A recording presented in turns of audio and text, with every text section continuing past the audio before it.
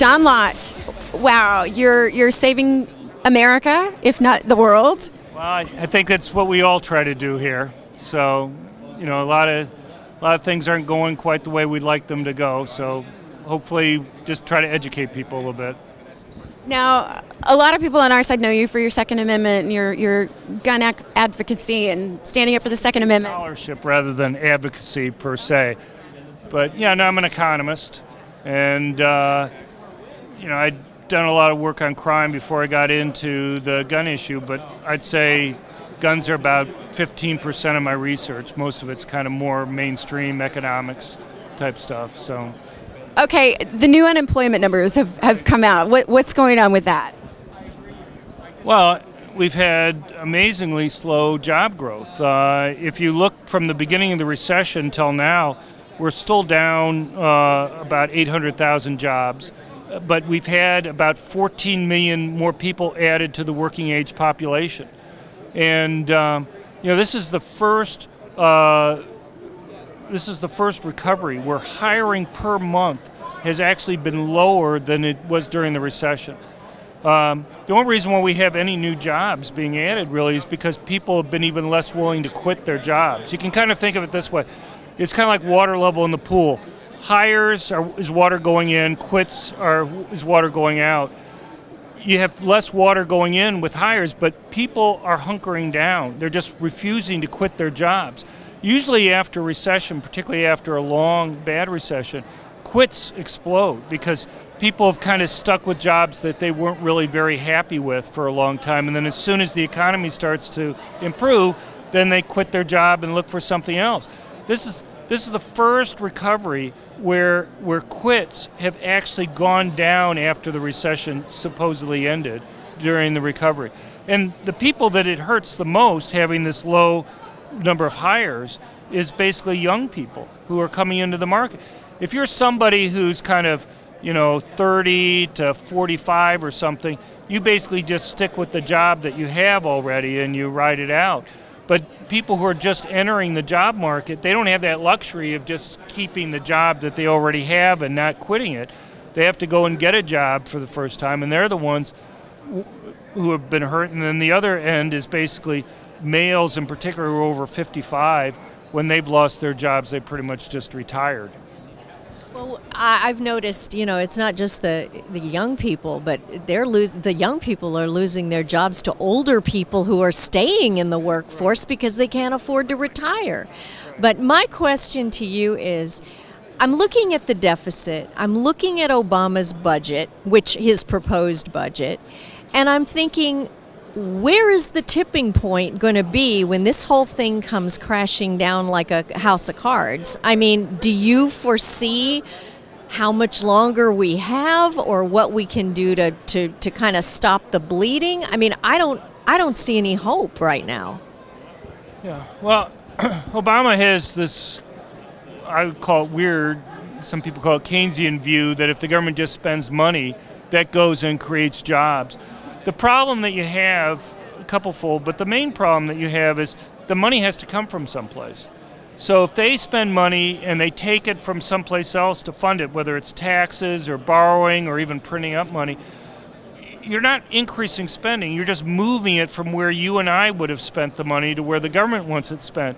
And that actually increases unemployment rather than reduce it. And the reason why it increases it is because when you move money from one firms where we would have given it to the ones where the government thinks it should go to, you're not only moving resources, but you're moving jobs. And the point is, people don't instantly move from one set of jobs to another. It takes time.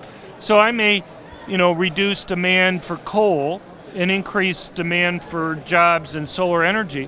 But, it's not like somebody sells their house, packs up their car, and moves out of Pennsylvania or West Virginia, moves to California and starts working the next day.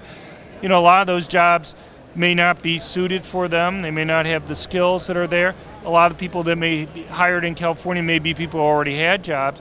You just create a lot of churning and moving around jobs. When you're talking about the original stimulus and the 4 other jobs bills that were passed during the first 2 years of the Obama administration, you're talking about like $1.3 trillion that you're moving around in the economy.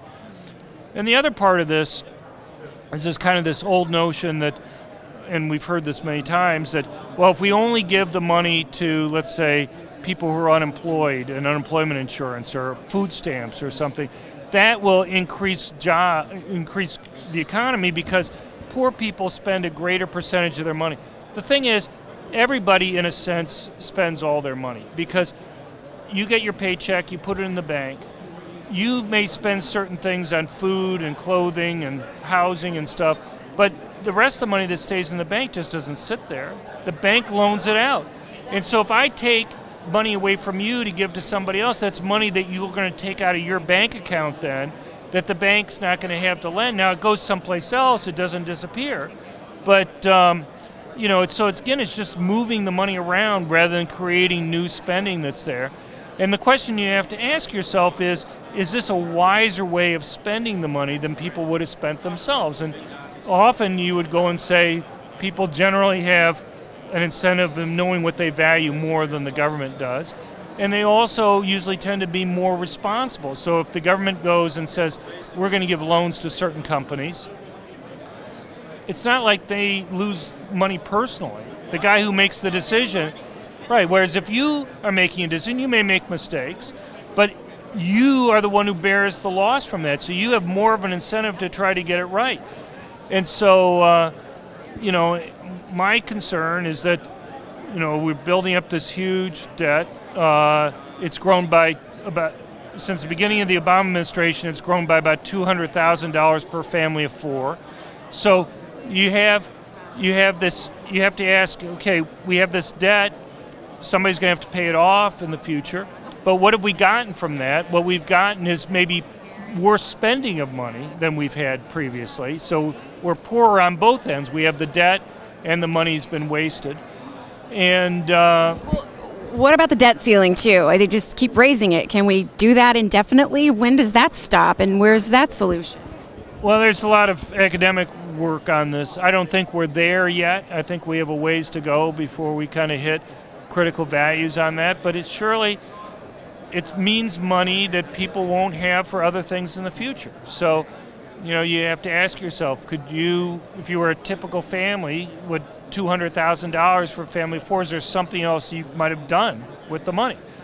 And we know we're going to have higher taxes to have to pay for that in the future, and that doesn't just discourage work in the future. It's if I'm trying to decide whether to invest in the United States versus someplace else, I have to take into account that my expectations for taxes are going to be higher than they would have otherwise been if they hadn't been running those types of deficits. Plus, we already have the highest corporate income tax rates in the world.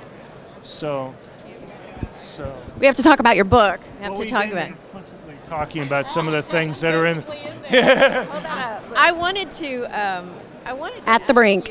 I wanted to ask you a question about entitlements and how it's gotten to a point now where it's more advantageous for people to live off of entitlements than it is to get a job, to work. And if we follow down that path for much longer, where do we end up at that point? Because we're going to run out of money to pay those entitlements. Right. Well, there are a couple things here. One is people think about taxes as a disincentive to work, but the entitlements also produce a disincentive to work. So if you just look at taxes, because you have credits and deductions that you lose as your income goes up. So you may be officially in, let's say, a 15% tax bracket or a 25% tax bracket, but when you take into account that you're losing credits or deductions there, for example, people between like $40,000 and $50,000 income, their effective marginal income tax rate is like 45%. Because they're losing these credits and deductions. But it's worse than that for the entitlements that you're talking about, because you also lose different types of welfare benefits too. And now it's even worse with Obamacare, because you lose the subsidy that you get for the health care. And so now I don't know what the numbers are. I don't have them memorized with the Obamacare stuff. I have a rough idea, but if you looked at just the pre-Obamacare entitlements and the effective income tax that you have there. For people between about $15,000 and about $50,000, each dollar that they would make would mean that they'd lose about 80 cents to 100 cents on each dollar. And right. So you have to ask yourself, why work more if you add on the increased taxes plus the loss in welfare benefits that you get? And so and now with the loss from the Obamacare subsidies, I believe you're going to be running into like 120%. So it's like you earn $1, you're really losing $1.20 over some range, and you have to ask yourself why would somebody work more if they face those types of penalties that are there? Exactly. Here we go. John Lott at the Brink. Everywhere. Amazon. Yeah. Is that just Amazon, Barnes & Noble? But I don't know, I'm happy to talk about gun control stuff, but, happy to talk about the economic stuff, too. This is just as important and just as terrifying in America. Thank you so much for everything you do.